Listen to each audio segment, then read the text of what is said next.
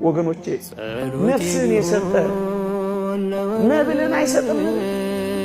ቁርበትን የተከለ ሰውነትን የፈጠረ ነፍስን ይነፍጋል?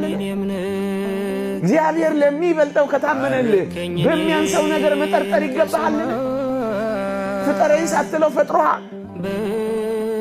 ካለ መኖር ወደ መኖር አምጥቶሃል። ያላሰብከውን ነገር አምጥቶ ሰጥቶሃል። በጸጋ አክብሮሃል።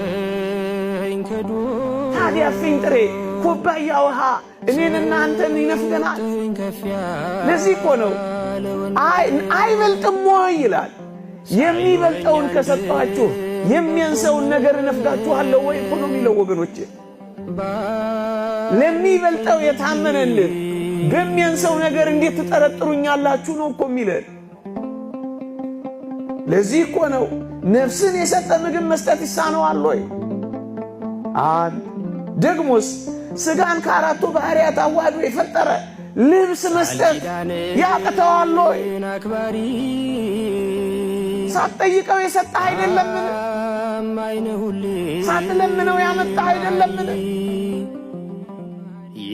በሚያንሰው እጅግ ዝቅ ባለው ነገር አምላክህን ልትገምተው ይገባልን? ደግሞስ ሥጋን አስነስቶ ነፍስን አዋህዶ ኋላ በመንግሥተ ሰማያት እጅግ መንፈሳዊ ሕይወትንና ምግብን የሚሰጠን አሁን በምድራዊ ነገር እሱ ይጠረጠራልን? በሚበልጠው ታምኖልሃል። በሚያንሰው ነገር ለምን ትጨነቃለህ?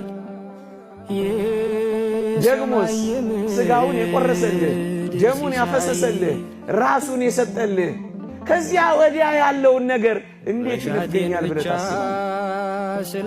ከሰማይ የወረደው ለአንተ ነው። መስቀል ላይ የቆመው ለእኛ ነው።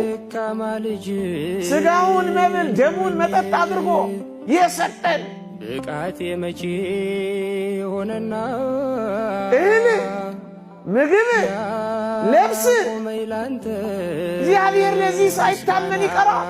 ለዚህ ነው አትጨነቁ የሚለን። የሚበልጠውን ከሰጠው ግድ የለም በሚያንሰው ነገር አትጠርጥረኝ ታመነኝ የሚለን እኮ ለዚህ ነው ወገኖቼ።